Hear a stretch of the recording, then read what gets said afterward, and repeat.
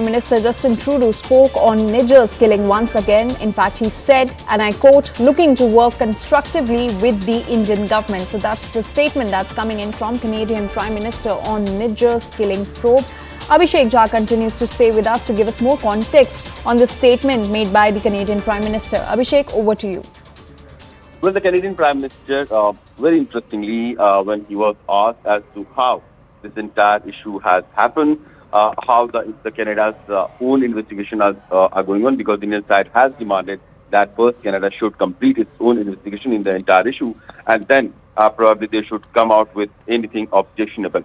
So now they have. So when the question was asked, the Canadian Prime Minister gave first a very long pause, looked like he didn't have a direct answer to the question that what is happening on the Canadian government's own investigation into the entire conspiracy to kill Nijjar. But then, of course, he said and he commented about how India's cooperation is required, and he said that the killing of a Canadian citizen on Canadian soil is something that we all should take extremely seriously. He also went on to say that the credible allegations that the agents of the Indian government were involved in, that is something that we did not declare lightly. So probably they had some evidences, but they are not coming out with those evidence.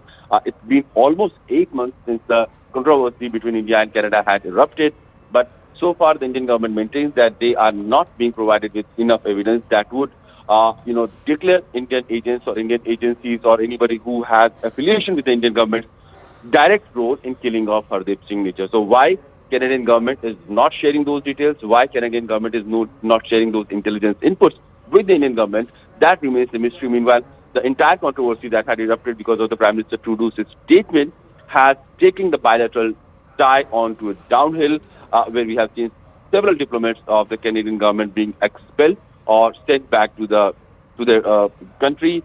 Visa processes were, stopped for a brief time, and the bilateral ties, the economic ties, the people-to-people exchange, everything is taking a toll because of these stubborn, argument that Canadian government is trying to make without providing any proof or any evidence to support or substantiate those claims.